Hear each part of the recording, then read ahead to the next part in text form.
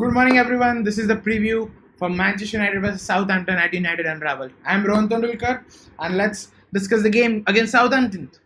Firstly, it's a game that usually United are expected to win because it's a team that is fighting a relegation battle. We are at Old Trafford. We are expected to dominate, play attacking flair football. But it's Southampton, and I remember the last 3-4 times we have had difficult times against them. They have played really well. They have been a team that is good on the ball, and they have been us to a couple of times, I guess. So based on history, Southampton is not a difficult game, but it was different management. Southampton were in a different situation. Currently, United are in form under an attacking manager. Southampton are in a relegation battle. So we should be winning this game comfortably, I would say. But again, it's Premier League and it's full of surprises. So United will have to give their 100%. No complacency is allowed, especially with the amount of injuries United are carrying into this game. And we really cannot afford to drop points. One important reason is like Tottenham dropped points last time against Chelsea. I mean, it was a surprise, but yeah, they are now within 5 points of Manchester United, and we need to. We are facing Arsenal next. Tottenham is facing Arsenal in this weekend, so there is chance that either of them obviously will drop a points. Will drop points. Between Tottenham and Arsenal, my favorite result would be a draw because that would bring Tottenham, and if we win, it would be Tottenham 3 points within us ahead of us, and we are ahead of Arsenal. That would mean going into the Arsenal game. That would be great for us. Uh, but again, either way, someone is going to drop points, so we have to win to catch up with them, right? So we cannot afford to drop points. Chelsea play against Fulham. They have a game in hand also against us. So against Fulham, I don't really expect Chelsea to drop points, though it's a derby game for them. They are neighbors, Chelsea and Fulham. But we have to win whatever squad we put in. Uh, Now, with the injuries, do you think we can put a strong enough squad? I think, yeah, like in the Crystal Palace, we had to make one major adjustment because we had only two of our six attacking players, so we had to fill in with a Dalot. I think he did really well. He was really good in the attacking positions, put in a lot of crosses in, did take-ons, but I don't think he will be starting this weekend. Though, I mean, he did better than Sanchez did on the left wing, but I think it would be Sanchez, Lukaku, and Rashford coming back. So I think Rashford should be starting the full game, playing the full game, unless yeah, at least he should be starting the game up front. I hope Lukaku comes from right because he's look though he has scored two important goals and it's really good for his form. We need it, but from right he has looked more dangerous, helping the team. And Rashford up front has been lethal as well. Rashford might miss a chance or two, but he will be always there to get a chance, right? With Lukaku, we have seen he's a bit off in terms of play, but when he comes from right, he takes on defenders better. He can come on his left and put in a good crossing, and his crossing has been really good. I think it's probably the best crosser currently in our team because Ashley Young hasn't been doing great at crosses. So it has to be Lukaku, I hope, on the right. Even if it's Rashford, no problem. I think that's Ole's decision.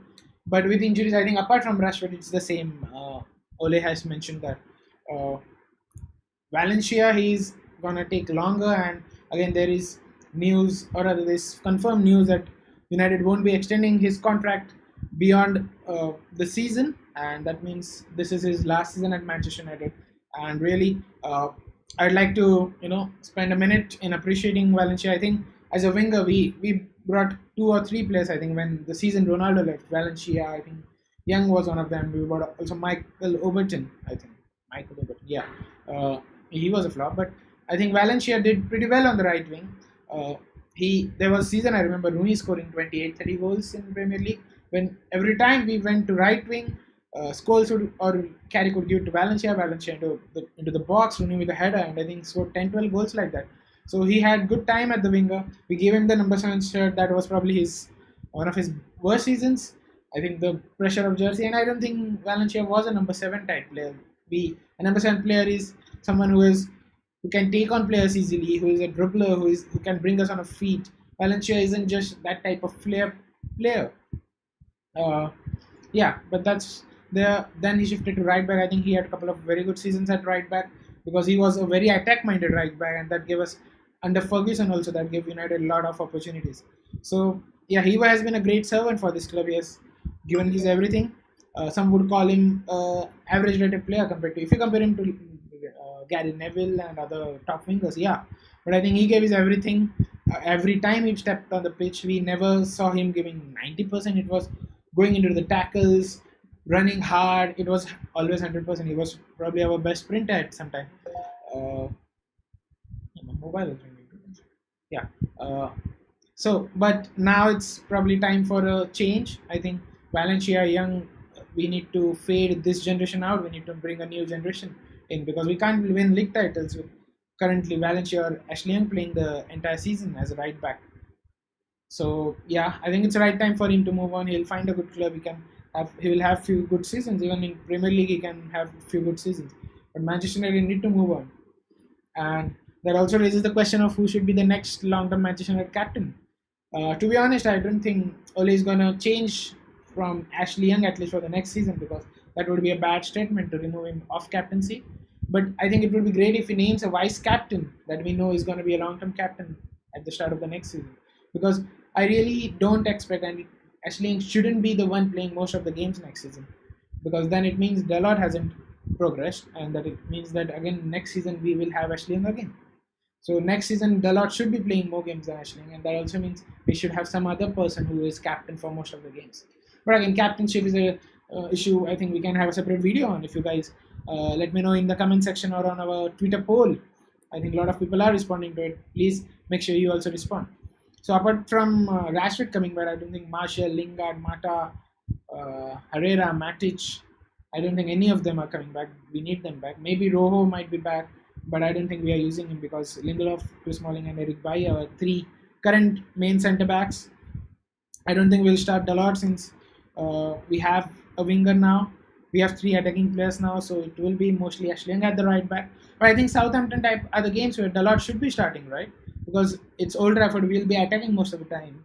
And Dalot is really better at attacking than Ashley Young.